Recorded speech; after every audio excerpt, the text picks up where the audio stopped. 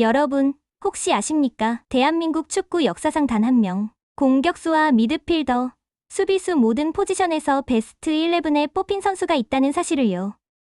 바로 2002 월드컵의 영웅, 그리고 코리안 굴리트라 불리던 유상철입니다. 하지만 그의 인생은 단순히 화려한 기록으로만 채워져 있지 않았습니다. 세계적인 명문 구단 바르셀로나의 러브콜, 누구도 몰랐던 시력 고통, 끝내 싸우다 떠난 병마와의 사투까지. 오늘은 그 모든 이야기를 따라가 보겠습니다. 영상을 끝까지 보신다면 왜 유상철이 한국 축구사의 전설로 남는지, 그리고 왜 지금도 많은 사람들이 그를 그리워하는지 알게 되실 겁니다. 먼저 많은 사람들의 기억 속에 남아있는 순간은 2002 한일 월드컵입니다. 당시 한국은 세계를 놀라게 한 4강 신화를 썼습니다. 그러나 그 기적의 중심에 누가 있었는지는 의외로 잘 알려지지 않았습니다. 유상철은 윙백, 미드필더, 심지어 공격수까지 소화하며 경기의 판도를 바꾸는 전술적 열쇠가 되었습니다. 특히 이탈리아전 안정환의 골든골이 나오기 전까지 그는 무려 3가지 포지션을 오가며 상대를 흔들었습니다. 팀의 숨은 심장이자 전술의 중심,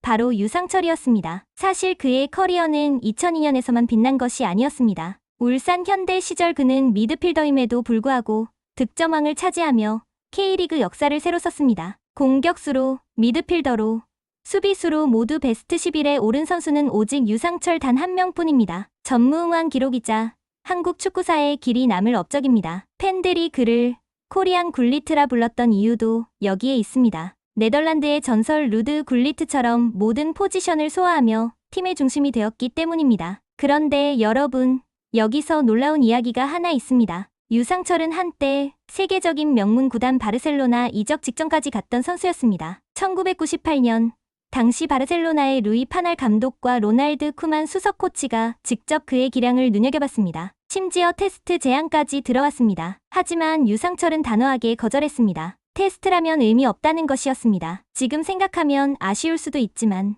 당시 한국 선수들이 유럽 무대에서 당당히 계약을 맺는 것은 거의 불가능에 가까웠습니다. 그럼에도 그는 자존심을 지켰습니다. 훗날 부인의 증언에 따르면 실제로 이적 직전까지 이야기가 진행됐었다고 합니다. 만약 그때 바르셀로나 유니폼을 입었다면 유상철의 축구 인생은 또 어떻게 달라졌을까요? 그러나 그의 삶은 늘 순탄치 않았습니다. 현역 시절부터 그는 한쪽 눈의 시력을 잃은 상태로 뛰었다고 알려져 있습니다. 그 사실은 은퇴 후에서야 밝혀졌습니다. 그는 부상을 참고 고통을 감추고 끝까지 그라운드를 지켰습니다. 스스로를 투박한 선수라 말했지만 누구보다도 지칠 줄 모르는 체력과 폭발적인 중거리 슛, 그리고 팀을 위해 어디든 뛰는 헌신으로 자신의 한계를 넘어섰습니다. 2002년 폴란드전에서 터진 그의 중거리 슛, 기억하시죠? 그 골은 한국의 월드컵 첫 승리를 안겨준 역사적인 장면이었고 지금도 팬들의 가슴 속에 살아있습니다. 하지만 인생의 가장 큰 시련은 은퇴 이후 찾아왔습니다.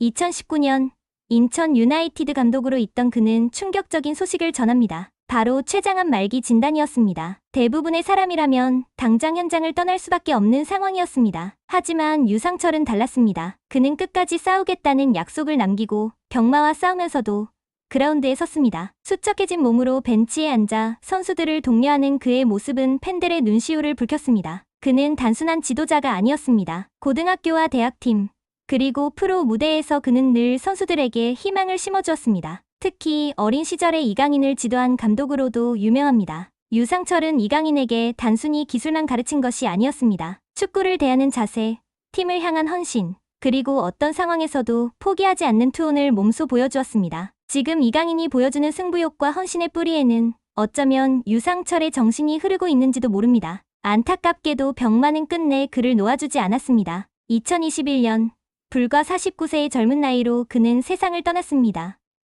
2002년의 영웅 중 가장 먼저 세상을 떠난 선수였습니다. 그의 별세 소식은 대한민국 전역을 울렸습니다. 축구 팬뿐만 아니라 일반 시민들까지 그의 투혼을 기억하며 눈물을 흘렸습니다. 많은 이들이 그의 마지막까지의 삶에서 희망과 용기를 배웠다고 말했습니다. 그리고 올해 마침내 유상철의 이름은 K리그 명예의 전당에 헌액되었습니다. 비록 그는 무대에 직접 설 수 없었지만 아들 선우 씨가 대신 트로피를 받았습니다. 그 자리에서 아들은 이렇게 말했습니다. 이 상은 아버지 혼자의 것이 아니라 아버지를 사랑해주신 모든 분과 함께 나누는 상입니다. 그 순간 팬들은 다시 한번 깨달았습니다. 유상철은 단순한 선수가 아니라 우리 모두의 마음속에 살아있는 전설이라는 사실을요. 그의 현역 시절은 전무후무한 기록의 연속이었습니다. 수비수, 미드필더, 공격수를 모두 소화하며 득점왕까지 차지한 선수. 지도자로서는 끝까지 연민 대신 팬을 위해 싸우라라는 메시지를 남겼던 인물. 그리고 병마와의 싸움 끝에 떠나면서도 희망과 투혼을 후배들에게 남긴 사람.